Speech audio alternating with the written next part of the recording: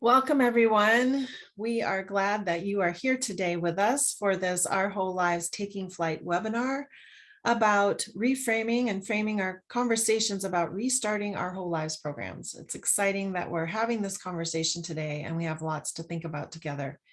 My name is Amy Johnson, and I am the Minister for Sexuality Education and Justice in the United Church of Christ. I want to give an opportunity here to introduce some of the other folks who are with me today, and then we'll have a little time for logistics, and then we'll dive right in. So with me is also Melanie Davis. Hi, I'm Dr. Melanie Davis. I am the Unitarian Universalist Association's Our Whole Lives program manager and an OWL trainer. And Amy and I will be talking more about that a little bit later too. CB, would you like to introduce yourself? Sure, I'm CB Beal and I'm in Western Massachusetts. I have been a religious educator. I was a DRE in a congregation for a long time. I'm an OWL trainer and facilitator, and I also do sexuality education sort of on my own, and I'm super excited to be here today. Hey Candace, who are you?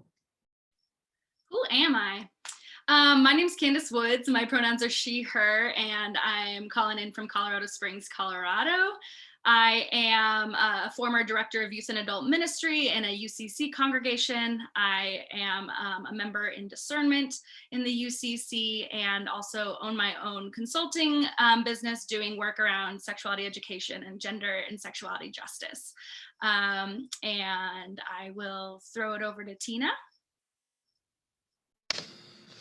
Hi, I'm Tina Leslie Fox. I use she, her pronouns. I'm in Syracuse, New York, and I have been serving my congregation for 10 years as a religious educator. I am also an OWL trainer and facilitator. And Amy. Thanks so much. So I am also an Our Whole Lives trainer at all levels and have facilitated many of them in the many, many hats that many of us wear.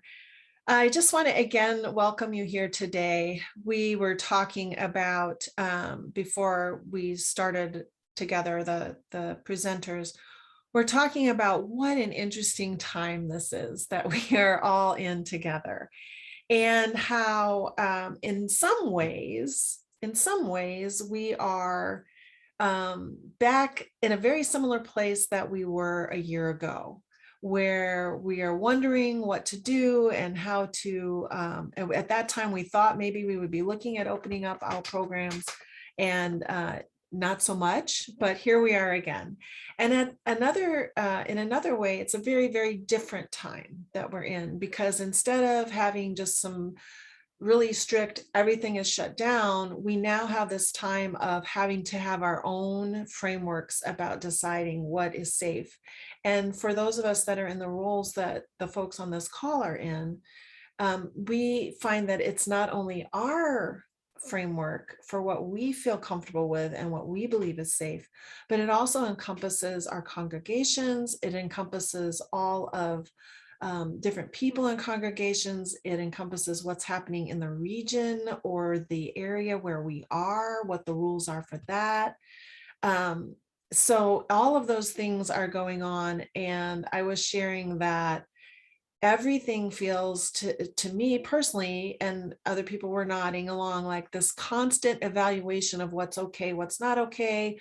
What are the rules here? What are the rules there? What are my rules? What are the family rules? What are the rules of the other families that are involved with what we're doing? And all of those things, it brings up a level of anxiety and discernment that is really not something that I'm used to. You'd think we'd be used to this right now, but it keeps changing. And so there's this kind of constant low level anxiety. So we have a lot of really wonderful expertise to share about that today. Before I dive in any further though, I want to just welcome you again and remind you that we have two features on this webinar. One is a chat and one is a Q&A. So we would love for you to use the chat and to tell us who you are and where you're calling in from today. If you have a specific question, please use the Q&A feature. It's on the bottom of the screen on my computer. Hopefully it is for you as well. We will get to those questions, as many of them as we can, after we hear what our presenters have to say today. And I will just say that as a national staff person serving in the United Church of Christ, I just want to recognize that we have so much diversity in our denomination in terms of where churches are located all across the country, in terms of how large those churches are, in terms of whether they already have a robust many-level Our Whole Lives program going, or whether they're a small cohort just starting out, or whether they're trying to combine with other congregations to offer a program. So all of those things are going to affect and be factors in decision making. And we just highly recommend that whatever you decide that you're going to do, that you are doing it with intention, and that you are doing it while thinking broadly and deeply about the other people that are affected by any decision that you make. With that, I'm going to turn it over to Melanie to talk about the UUA a little bit. Sure. You like the UCC, we have congregations who are able to make their own choices and decisions. And the UUA has offered guidance. If you go to UUA.org and just type in the word COVID or COVID-19, you'll get to a page that's titled UUA Guidance on Gathering in Person When COVID-19 Subsides. And that includes information on just general gatherings, on worship, on singing, whether you're outdoor gathering or indoor gathering. Again, we can't tell you what to do, but this is guidance to help you think through those decisions that Amy was talking about.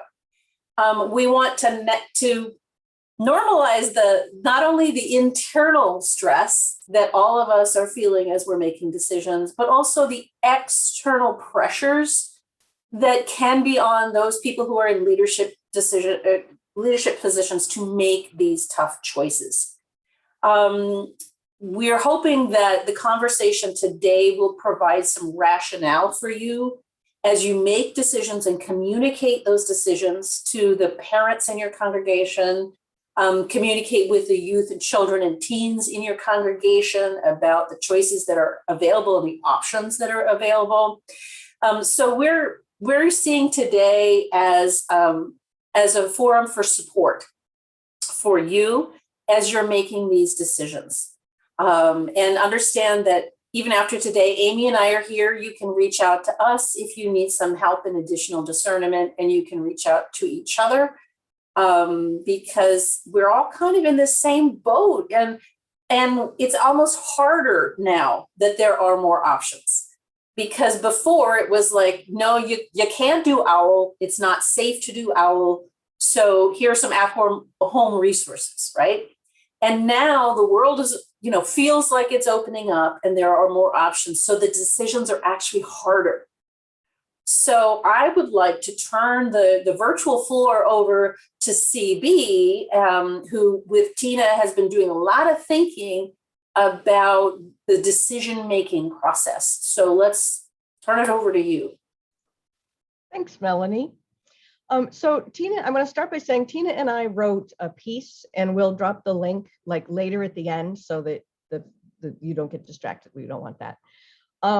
But we wrote a piece about all of this because, and we did it together because I was a religious educator for 17 years, but it's been 5 years since I was in a congregation. And I still facilitate sexuality education classes, but no longer in a congregation. And Tina is solidly in a congregation and has been working with young people online for this whole pandemic. So it's really important that we think through this together. One of the things that happened to me right after my state sort of opened up, I was vaccinated. And I do some sexuality education with private schools in the entirety of Western Massachusetts, here and there, random places. See how careful I am not to tell you what school it is? And I was very excited, delighted that I was going to be able to teach awesomely awkward puberty education again in schools. I hadn't been there for 2 years. And there was 3 sessions. I won't tell you about all of them, but I will tell you these kids they were back together. They'd been back together in person for 2 weeks after having been doing distance education for the entire pandemic. And they were really different. These are schools where the kids, they're sweet and they're kind and they're like cuddle puddle people. And I got there and they weren't sweet and they weren't kind and they weren't allowed to be cuddle puddle people, but they were really resistant and reactive. And I'm going to talk about the 6th and 7th and 8th and 9th graders. They were disruptive. They were not their best selves. They acted silly, and silly always happens, but this was a silly that had a real point to it. There were young people that used to call each other on negative behaviors and sort of invite each other back to be kind, and they weren't. And I was just getting more and more confused with this group. And they were being contemptuous to each other and to me, and it was not at all what I was used to. And on the next to last day, I drove out of there just raging in my car. I don't have to do this anymore. I don't have to put up. I work for myself now. I get to pick my gigs. I don't have to take this. And then I stopped and I breathed and I thought about how badly they had overreacted. They had I overreacted. Okay, let's do that part first. I overreacted to them having normal emotional responses to coming back together after a pandemic. Okay, so what we did was we figured out that after 14 months of isolation and distance and being suddenly like interrupted by people and behavior that I couldn't control, and they also were experiencing this thing where there was all these people and behavior that they couldn't control, that was not the time for me to be talking about the most personal, private, intimate parts of people's bodies and feelings. That was not the time for that. That was the time for connection. It was the time for being in community. It was the time for figuring out how to rebuild caring and covenant. I'm going to stop there with my story and maybe bounce to Tina. If you would talk about what was happening, what your experience was with young people online. So we ran our high school youth group all online this year, and also our coming of age middle school group online this year. And kids who previously were real connected at the beginning of the pandemic seemed to be engaged still, right? They were like talking to each other, they had their cameras on, they were talking to each other in the chat. And as the pandemic wore on and we all got tired of screens, and I think they sort of withdrew from the world in physical ways, but then also in emotional ways. I saw a change in the way that the youth were caring for each other and the way that they were engaging online. They were still attending youth group for the most part, but more sporadically. And most of them kept their videos off, and it was very hard to get them to talk with each other. We came to the point where we discovered that the way to engage them was in fun community things, no content. The coming of age group, we continued with content, but we scaled it back, and so that we had like community building things in games and ways to connect with each other. And that the coming of age program was a collaboration between 3 congregations. So those kids didn't know each other to begin with. So that was interesting, that I felt like those kids sort of connected better even than our high schoolers who already knew each other. So I don't know if it was the novelty of new friends or what was that, but with our high schoolers, really, we just saw withdrawn, distanced, disengaged youth. So one of the things that we really came to understand is that there is this institutional or maybe parental or maybe our supervisors pushing us to restart this program and to restart the content that is our whole lives. And what I had to do with that school the next day after I lost my temper in my car was realize that these kids, even though I had been doing this curriculum with them every year for 6 years, they all knew me, but they hadn't actually consented to have these kinds of really interpersonal conversations with each other. They knew we were going to have awesomely awkward because that's what they did. But I neglected to attend to their current context. Their context was one in which they did not have the trust with one another to be able to do these really, these really complicated interpersonal, human, vulnerable things. And I, coming just out of the pandemic, didn't have my feet under me yet. I didn't have my grounding to be able to be as present with them as I normally am, so that I could have noticed that in the moment and readjusted. So what we did was we readjusted for the next day, and we switched to a topic they had already discussed online, so that what they were learning to do was not discuss a brand new topic, but to discuss a topic in a space where they could see each other and feel vibes and, give and take in a really different way than online. And so Tina and I are really recommending that we don't start OWL right away. Adults want to go talk to adults, right? When they come back to the congregation, they don't want to come back to the congregation and go to a class. I mean, some of them do, and I'm probably talking to some of you who are totally like, this is your favorite thing in the world to do. But in general, our adults want to be with adults. We have all been massively lonely and disconnected. So time to have those kinds of connection, I think, are incredibly important. Time to give people sort of the space and the grace to learn how to regulate again, to self-regulate again. And to really, really push back against this idea that there's a normal that we're supposed to get right back to, that the pandemic's over and we got to start it up just because we might be in a building together again. The pandemic isn't over, it's just different.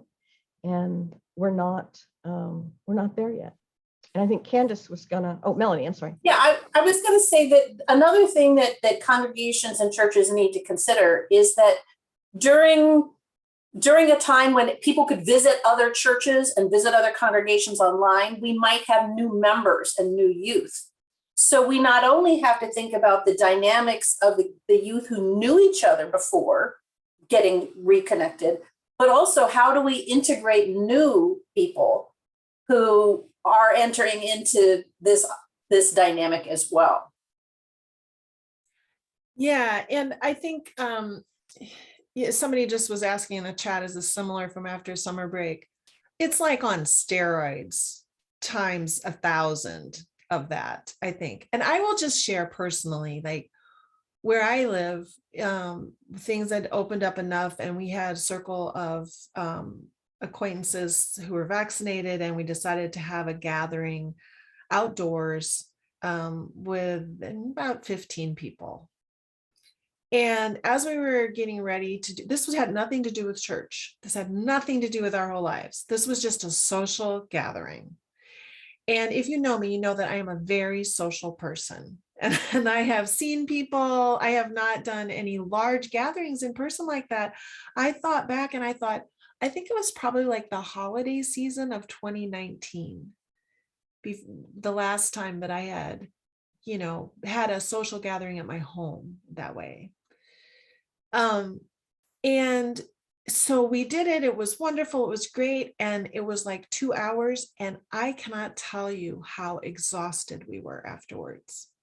So just completely exhausted. I was also like filled up emotionally and spiritually, but so exhausted. So, and that's, as an adult with a casual social thing that is without any kind of what does it mean to meet new youth and talk about awkward topics and anything like that. So I just wanted to share that before we jump over to Candace and her amazing wisdom.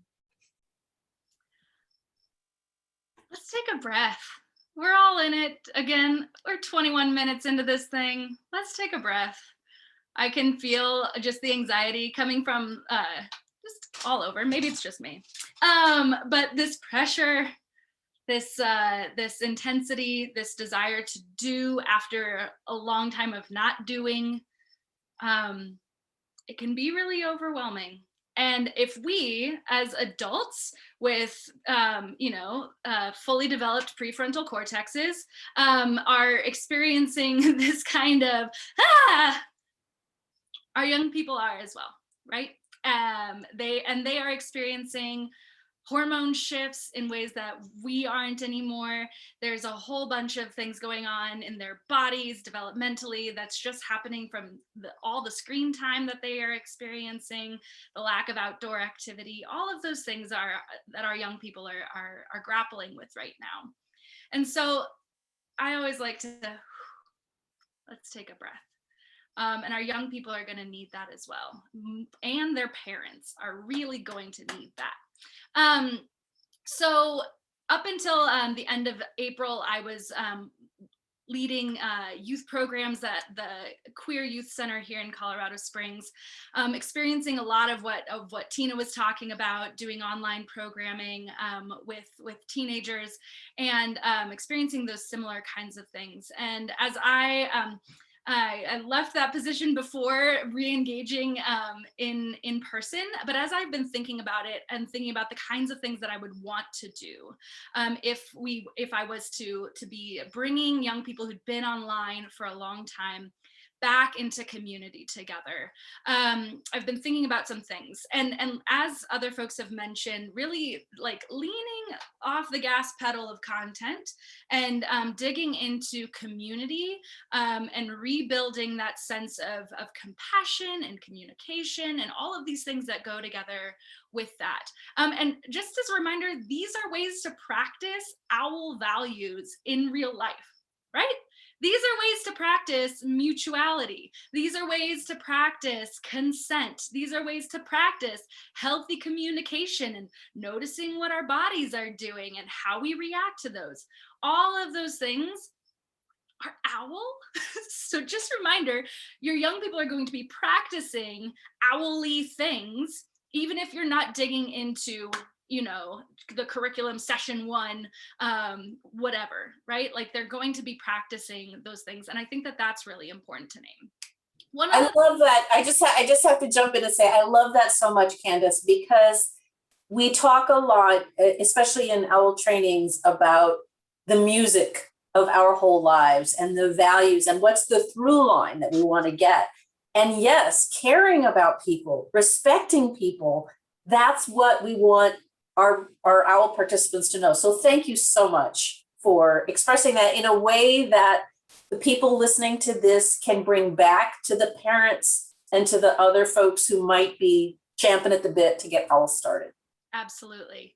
Yeah, no problem at all. I think I like to live OWL every day, regardless of whether or not I'm in an OWL facilitated class, right? And those are things that I bring into conversation, and we really want to just focus in on that piece. And so as we're building community with young people, one of the things that I thought that might be really useful and helpful is a restorative circles practice, which comes from restorative justice spaces. I'm going to put a link in the chat that has kind of an outline of here's how restorative circles work.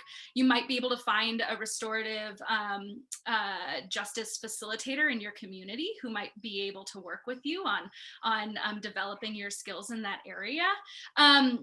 But restorative circles are just this space of holding space with one another and creating questions that help people process and speak to one another in honest ways. So often there's a talking piece that gets passed around, and only the person with the talking piece gets to have the floor at that moment. And so really creating this space, and some of the questions that I thought might be helpful in those contexts would be like, what are you scared of right now? Or what is joyous in your life? What's something you learned about yourself over the past year?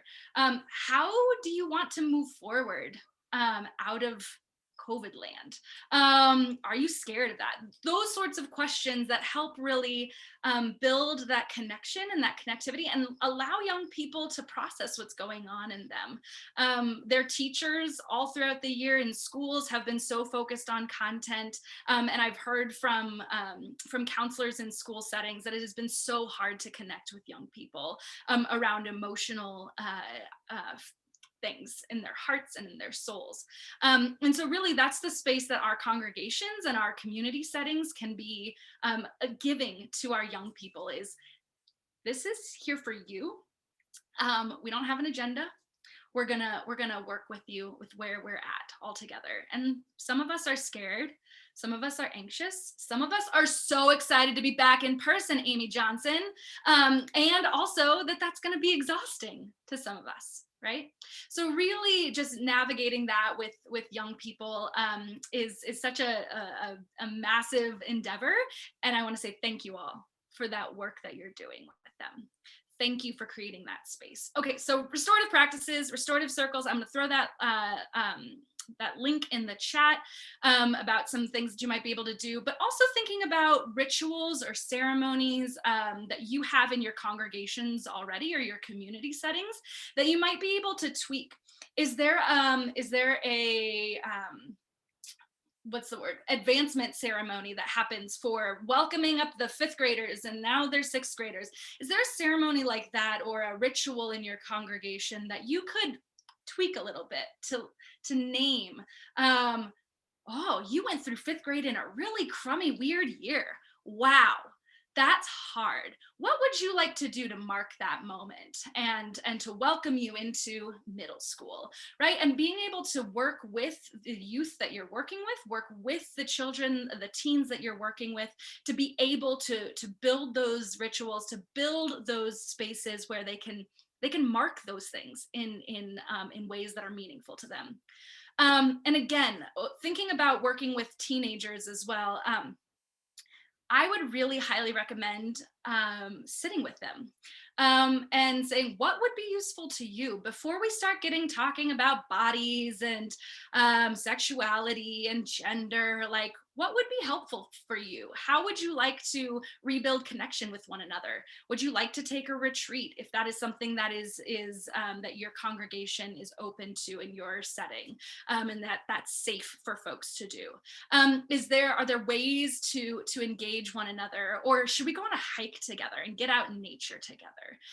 Those sorts of things, and being able to work with your young people, giving them autonomy and choice, and the ability to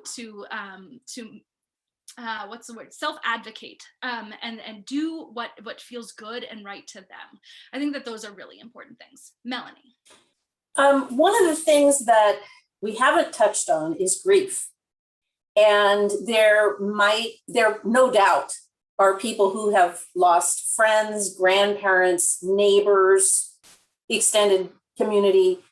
And the way that adults grieve might be very different than the way the children and teens need to grieve. So the congregation coming back together and saying, we're going to, say some prayers and light some candles and remember the people who have died, that might be fine for the adults.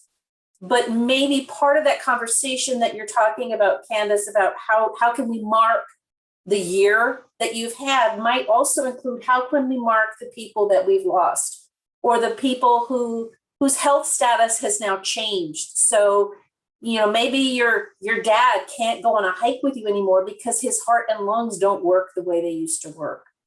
So I would encourage people to include discussion of grief in the discussion of the other things as well. Absolutely. And just to name that, in my experience working with young people who are in grief, that word doesn't necessarily make sense in their minds and in their hearts. Talking about sadness, talking about feeling down about what's going on, and that feeling can be really uncomfortable. And so finding ways to ease into those conversations of grief, I think, are ways are going to be helpful in rebuilding that trust. Yeah, so I think that's what I wanted to share right now, but I'm going to throw that link and I'm going to throw it to Tina. I wanted to add the importance of play and imagination in this community building, coming back together time, and also in processing some of the grief. Having an opportunity to talk about loss and fear, like Candace was talking about, in a playful and imaginative way. Often I have found teenagers to engage better. CB, did you want to offer anything in?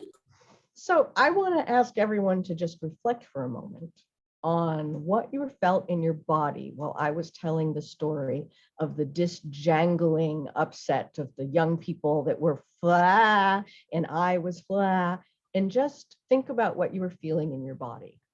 And then think about what happened when Candace came on and was very calm and just said, let's breathe, and then gave us all sorts of ways that we can in fact support people.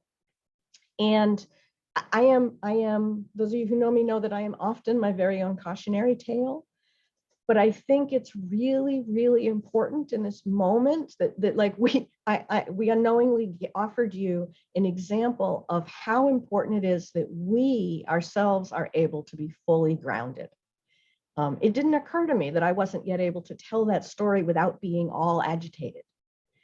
And that's an important thing for me to notice. And so it's also part of taking the time is for us to recognize what we don't know yet about how we're doing, right? I often find out how I'm doing afterwards. I found out how I was doing when I was shouting and hollering in my car. I found out that I wasn't able to tell this story with my voice yet in a calm way, only after I did it. So our being able to be present with and hold space for our students and our parents, I want to just say again, much of what we have to do that is very emotional is the way we end up working with and holding parents. Really need to slow down so we have time to not learn that stuff in public. Yeah, and I think alongside that, really preparing yourself and your co-facilitators and the parents and your congregation, whoever you're reporting to, your ministers, your DREs, whomever, this might take longer than we expect it to. We might need to stretch this portion of OWL for 7th and 8th graders. We might want it to last of 2 full years of them being in our programs, and that is okay. And that there is goodness in that, in taking it slow. I think lots of lessons around sexuality right there. There are benefits to taking it slow, to seeing how things go, to making sure that that we're good and checking in with ourselves. How am I feeling about this? There are OWL lessons there, y'all, and that is good and useful. And being able to tie those things back. We're taking it slow here. What does that make you think of? Wink, wink. Right? there are so many conversations to be had there, and just to prepare yourself for that, like your deadlines and your schedules. I know, having worked as a youth director, timed like this, you got everything planned out. You want it all to go perfectly. It might not, and it's okay. Candace, thank you for that, and CB and Tina, thank you for that. Amy and I do get communications from folks running OWL programs about, but what about the kids who missed OWL? And as wonderful as Our Whole Lives is, it's more important to get the music, if you will, the values, the message that everybody matters. There is time to get back the information from OWL. And if you have a cohort of young people who, for whatever reason, you don't figure out how to run a whole OWL Whole Lives program, if you look at the resources that we posted for use during the pandemic at home, there are fabulous books that young people can have, and maybe your congregation or your church can buy a couple copies to loan them out. So, there are ways to provide the content in other ways if need be. But really, truly, emotional health and mental health have to be primary in what we're doing right now. Yeah, and I want to say too, I mean, like Candace, you were saying, like it might take 2 whole years. So I also want you to rethink, like if you were in the middle of a program with 7th and 8th graders, I would not recommend that you pick up where you left off. You're going to want to start over, and you're going to want to start with some of these things that we've been talking about today. And, if you are doing 7th through 9th grade OWL with 9th and 10th graders now, because they were 8th and 9th graders or 7th and 8th graders before, like, that's okay. Like, that's really okay. It's actually always been okay, but it's even more okay now if you are using some of the younger age material with kids who are older than that, but because they're going to need that time. And I've actually taught OWL in a place where kids got it 2 years in a row, same content, totally different experience for them. So just know, like, that is okay. And I know I say that, also want to acknowledge, as Melanie has said, as Candace has said, as CB and Tina have all said, the pressure that some people feel to go in and get back to normal. So please, we want you to feel empowered to advocate for yourselves, to use this webinar that the national staff for our whole lives and our denominations has made these recommendations. Whatever, anything that we can support you to do what's right for your families and your youth, please use that. And if you need to reach out to us, please do. Why don't we take a minute to answer some of the questions that are piling up in the question box?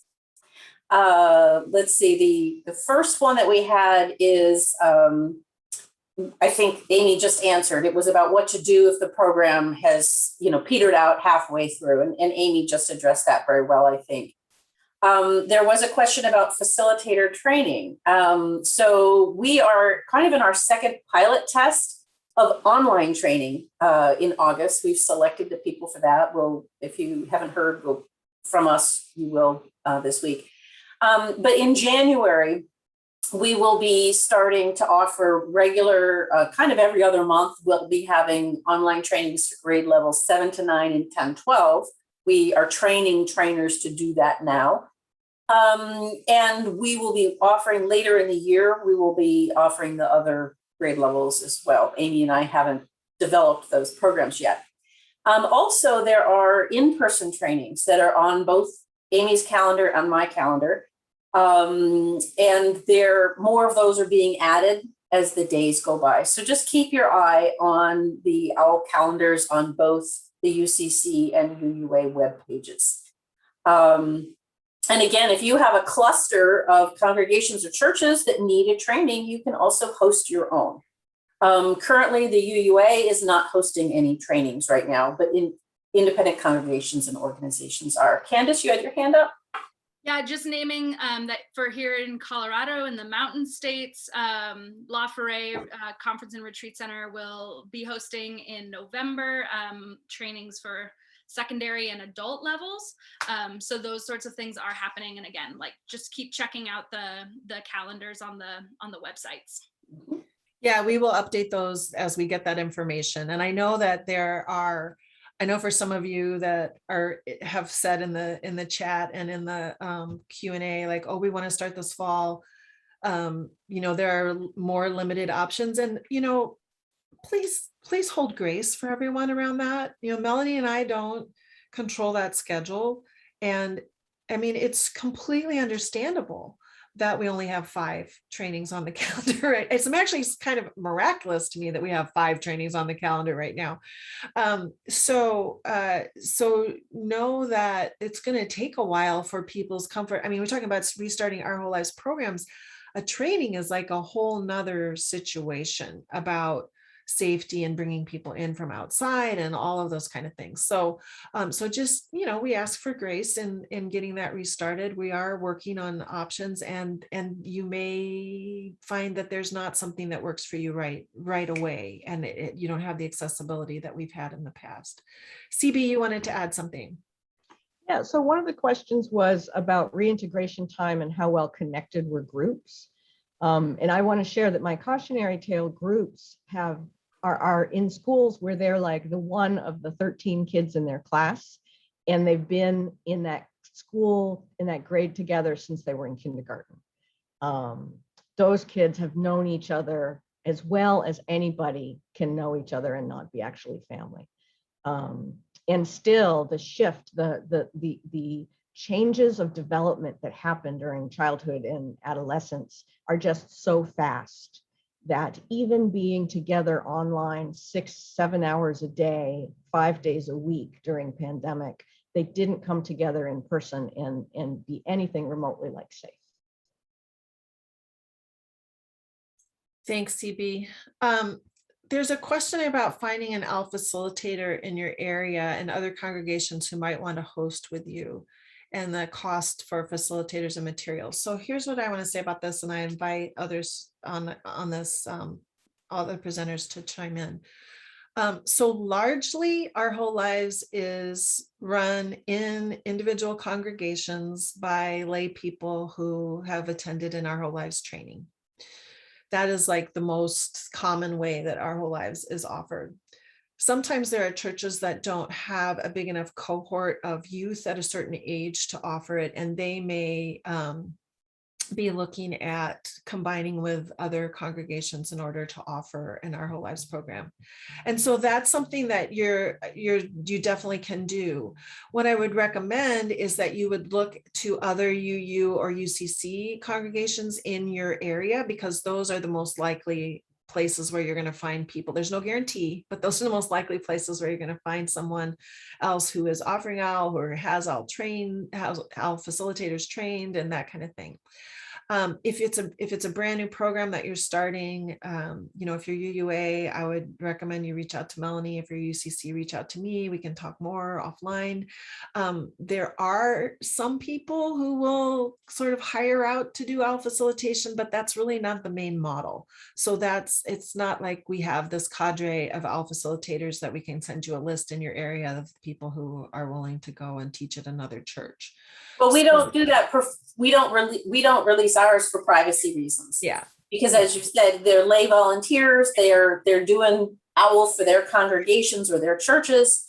And so in the past, I have put sometimes like a request for a facilitator on the OWL list that somebody has asked me to do. I'm not aware that has ever worked.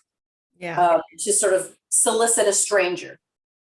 If for some reason you happen upon the unicorn that is a fully trained OWL facilitator willing to work for pay, you need to expect to pay them because it is a huge commitment of time. And you would negotiate that on your own. Amy and I would not make any recommendations about that. We would recommend a background check.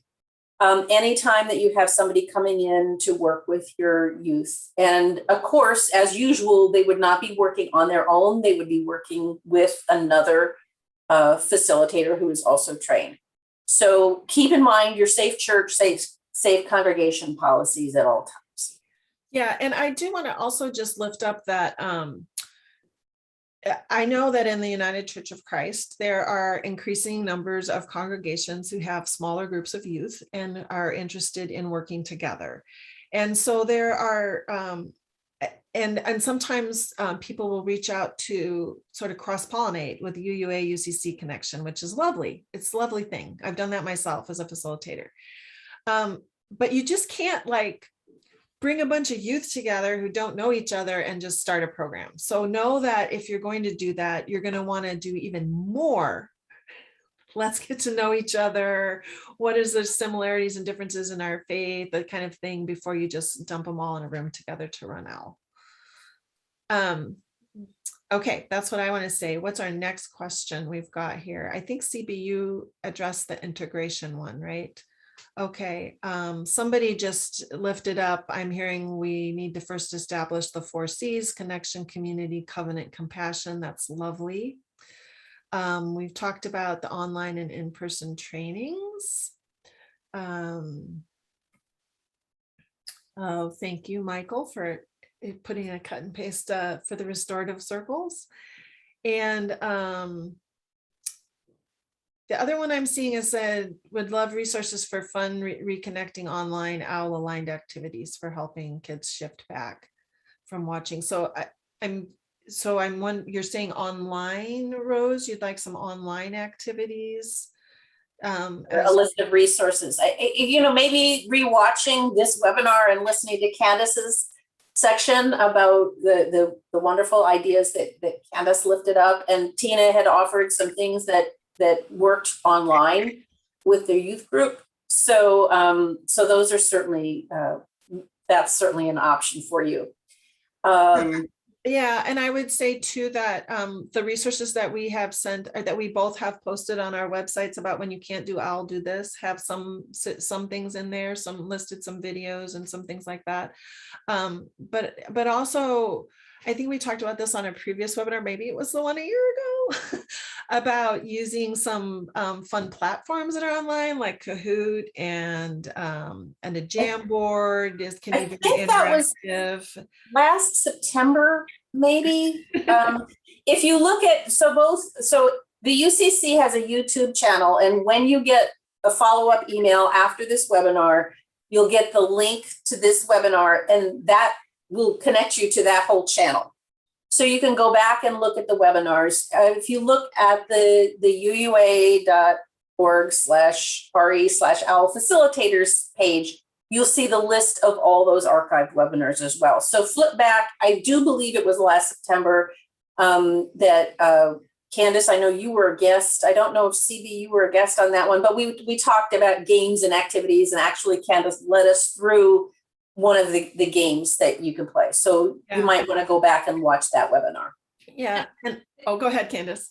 There are so many things available now since we've been in COVID land online spaces. So really a Google search of youth activities in Zoom, right, is going to pull you up a lot of content that might be helpful and that you can adapt to your context.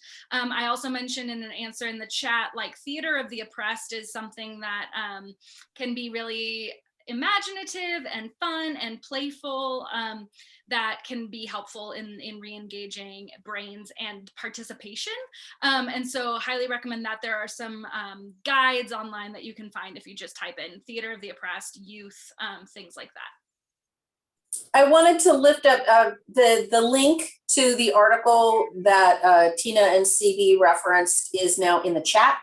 So you can go back and you might want to share that with your congregations and with the parents so that they're aware of some of the information that you're using in your discernment about next steps. I would like to encourage you, if you have already promised parents that OWL is going to start in September or OWL is going to start in October, I'd like to empower you to rescind that invitation.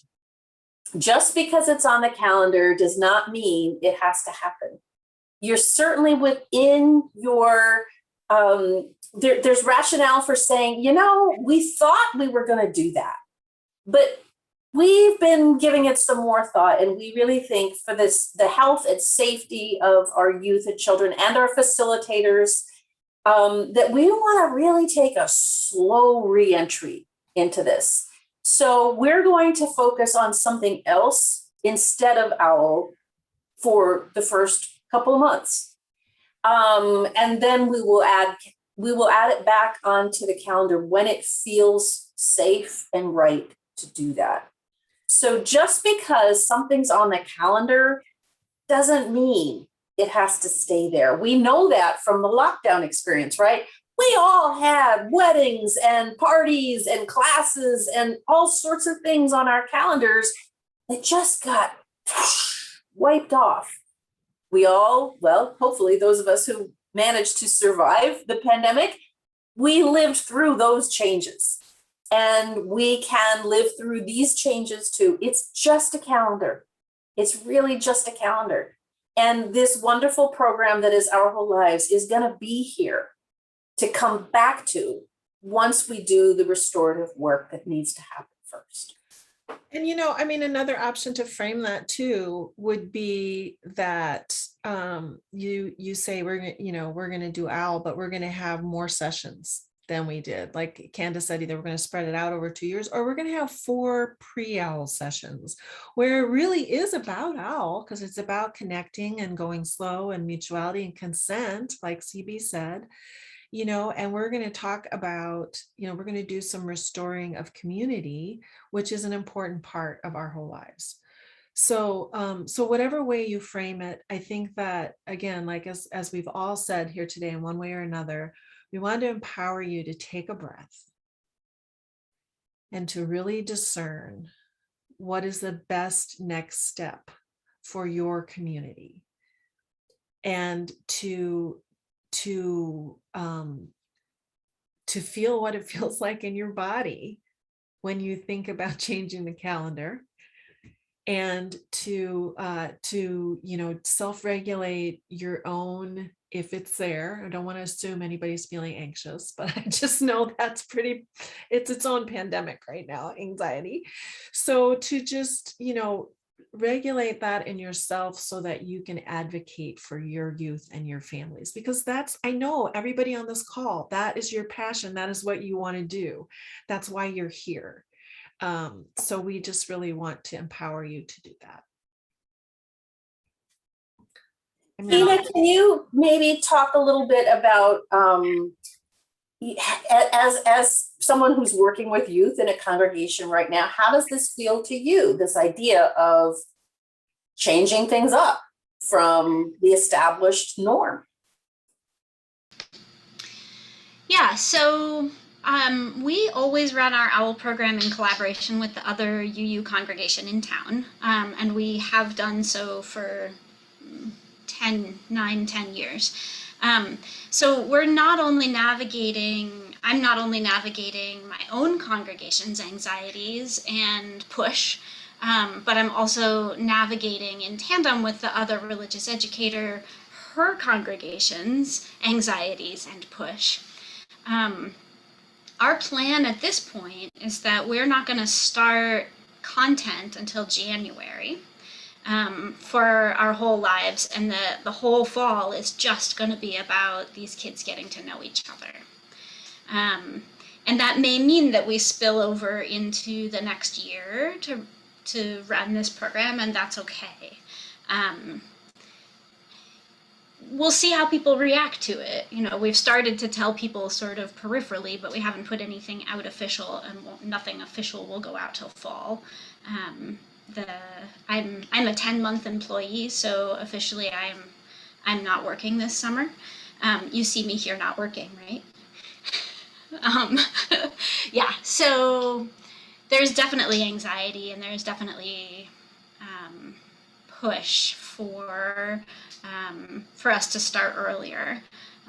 But I feel pretty confident that that it's important that we build that community first, and particularly with this cohort of kids who we have coming through. They would have needed a few extra weeks, I think, knowing this particular group of kids. So I think that's another thing to think about, is looking at the youth who are coming into your program and what are their personalities and how are they connected already. Go ahead, Candace. Yeah, I threw it in the chat, but I just wanted to give this reminder from Octavia Butler too, out loud, so it's recorded. All that you touch, you change. All that you change changes you. The only lasting truth is change. God is change. And we have been changed by this year.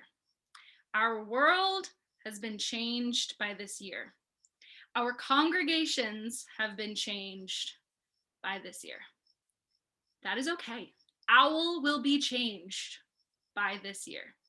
And so leaning into that change mantra has been really helpful for me throughout this past however many months we're on now, and really holding tight to that.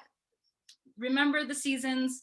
Remember, change is natural and normal and within the realm of all that is, and help facilitate your young people through those changes. That's the goal, right? That's the goal. So yeah, just wanted to leave you with that. I got a little emotional there, Candace, when you said that. It was really beautiful. It touched my heart deeply.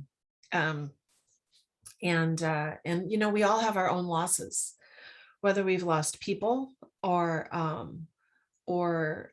celebrations or rituals or events or connection. I mean, there's not a person on this planet that has not experienced some change and loss in this last year. And so, you know, I know a lot of us have heard like there's no going back to where we were. So what is our new quote normal? And it's an opportunity. I know this is a little cliche, but it's just so true that this is an opportunity for us to create something new the way we really wish it would have been, or how we want it to be moving forward. We really do have that opportunity here right now. So we encourage you to take that time. Speaking of change, Melanie and I would like to let you know that there will be no webinar in August. we are taking August off. We're taking a breath. We're going to take a big breath, a whole August breath. And then Melanie, I hate to do this live on air, but I am racking my brain for what the September one was that we decided on, so we could tell people. I know October is going to be a sneak peek of the online training. I think wasn't September going to be sort of all things for all things, answering questions about OWL, or answering questions, and why we do things the way we do. That's what it is. Why we do things the way we do. Why we do things the way we do. And that's my opportunity to be an academia geek, because my specialty is curriculum development and teaching how that's done. So I'm going to be kind of diving into what is rationale, what are learning goals, what are objectives. If you run out of time, how do you think about how to adapt an activity and still maintain the integrity of the activity? So it's a really an educational opportunity focused on OWL and the way OWL is written and why it's written the way it is. Yeah, I hope it would be helpful to you all to be able to advocate with your parents and your congregations about why OWL is set up this way. Right. Why we don't do a 10 workshop retreat, in a weekend. So Amy and I we've mapped out through, I think, February, what the topics are going to be for these webinars. As she said, no, we're going to take a break in August. If you need a fix, you do have all the archived webinars that you can catch up on. And also on the UUA facilitators page, there's more webinars that Amy and I did together about OWL that preceded this. And there's one in particular that is for new DREs. And there probably are some changes in light of what we're talking about now, so keep it in mind that that webinar was taped quite some time ago, but the basics are the same. Little bit of big news is we are adapting our age limit for training. So when you see trainings on the calendar, the UUA is now going to be aligned with the UCC and the community guidelines to allow people who are 21 and older to be trained as OWL facilitators. Previously, it was age 25 to facilitate the elementary and secondary levels, and 21 for all the adult levels. So this is a big opportunity. You can widen your recruitment pool. We do strongly recommend that if you have somebody who is on the younger side, that they partner with somebody 25 or so who has a bit more life experience, maybe more facilitation experience under their belt. So that's a little bit of happy big news to end on. And that's effective right away, right? Yeah. Yeah. So we have that. We have upcoming, we're expanding our whole lives training to online. Those will continue throughout 2022, at least is the plan. There will also be more in-person trainings. Like I said, a lot of people are looking ahead to spring of 2022 as a place when they feel like that might be a good time for them to host. So look at those calendars and see what's coming up, and as usual they will change as we get the information from folks about who's offering trainings. You know, we used to do 60 to 70 a year throughout the United States and Canada, so whether we'll be back up to that number or not, I don't know, but we are excited about the accessibility options for online for some groups and rural congregations and things like that and smaller congregations that find it way challenging to get to in-person trainings or to host. So, but I think that there will continue to be a need for both, right? Because Yes. Because people need and want OWL. That's one thing that has been clear to us throughout this whole thing. I also want to emphasize that when you do the in-person training, it's an intense 3-day experience. When you do the online training, it's an intense month-long experience. So it's evenings, it's a weekend, it's a Saturday. It's not some easy out. It's a mandatory live sessions and mandatory Saturday and some time asynchronously on their own doing work. So it's not an easier option. It's the same number of hours. So different, yeah, just different logistics. So yep. Thank you for so being much. Yeah. Candace had an appointment, so Candace had to leave early, but yay for Candace, always in wonderful, offering wonderful input. And Tina and CB, thank you so much for sharing with us your wisdom and your lived experience.